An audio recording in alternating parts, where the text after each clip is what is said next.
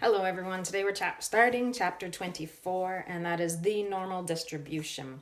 Now the thing about the normal distribution is it always creates this bell curve. Okay, so that's the biggest thing about it. Why does that happen? Well, because the x-axis is representing measurements, okay, and the y-axis is representing the frequency of those measurements. So if we're measuring the height of a group of people, then we would have those heights in increments along the x-axis, and we would keep track of the frequencies of those height, how many people were at each of those grouped heights all the way along. Okay, now everything underneath this curve, it actually relates to calculus, because the entire area under this curve is equal to 1. The reason for that is we're dealing with probability. So if we're looking for a specific, the probability of people being a certain height, if this is dealing with heights and frequencies, and we want to know, okay, what's the probability that someone's in between this height and this height, then we would look to the area in that space. And that area underneath that curve would actually be that probability. We're going to have ways to figure this out with non-calculator and with calculator in further videos. Okay, so important thing to remember is the x-axis represents measurements, the y-axis represents frequency, the area under the curve, so the integral from a to b, and a being the very beginning, b being the very end. If we think of this theoretically rather than a real-world situation, then a could be negative infinity and b could be positive infinity, because this theoretically would go on in both directions forever. But the area under that entire curve has to equal 1. And this relates back to probabilities, because we know that every probability in a distribution added up together has to equal 1. So it all makes sense with that regard. This is how we could write what I said before. If we're looking for heights between a certain area, if we're looking in between these two heights, for instance, then we could represent that like this. The probability of in between C and D, if I called this C and called this D, would be the integral from C to D of that function. Okay, so the area under that curve in this space only, right here. Okay, so this brings us to the idea that this is a continuous random variable. Okay, if we're dealing with areas under the curve, we cannot actually, let's say we didn't want a certain,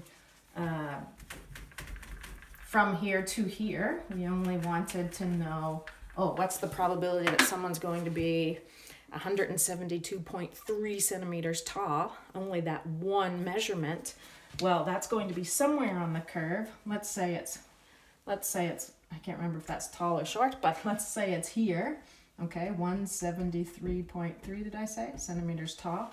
If we want to know the probability of that happening, we would only be looking at that one little tiny space under the curve, and the area under that curve is going to be 0. You know from calculus, in order to calculate the area under the curve, you need a range. We need to be able to say instead something like, oh, what about from 173 to 174?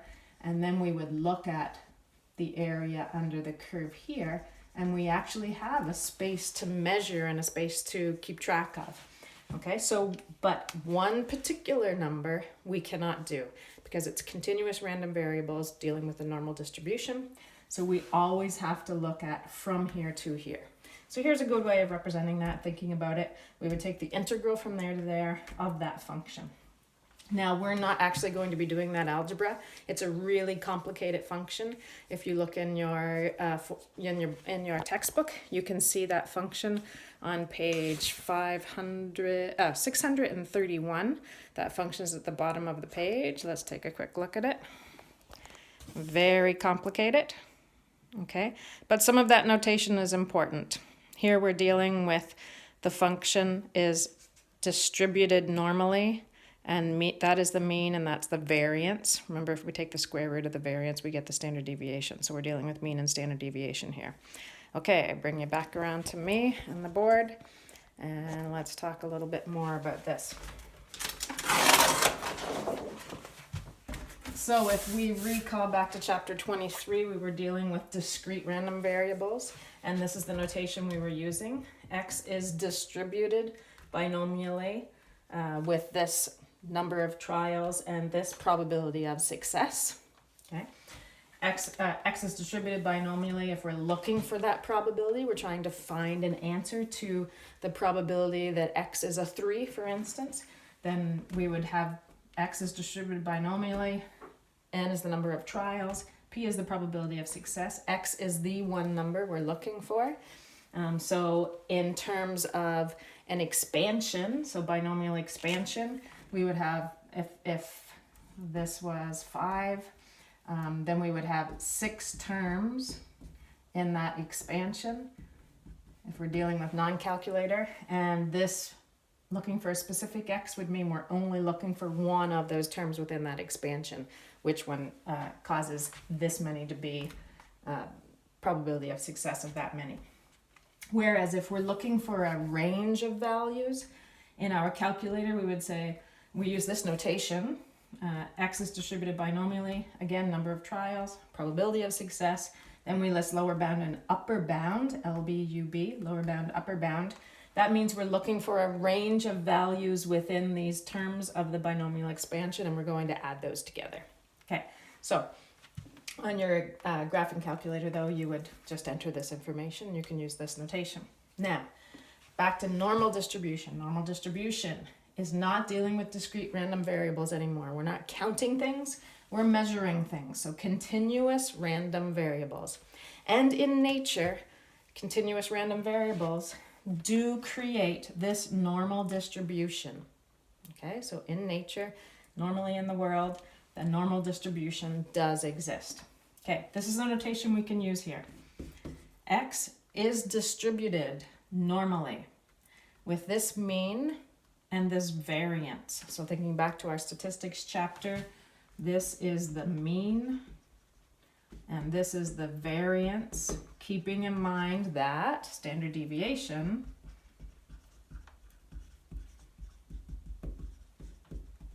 is variance, is the square root of the variance. Okay, so standard deviation would be this symbol, whereas variance is the symbol squared.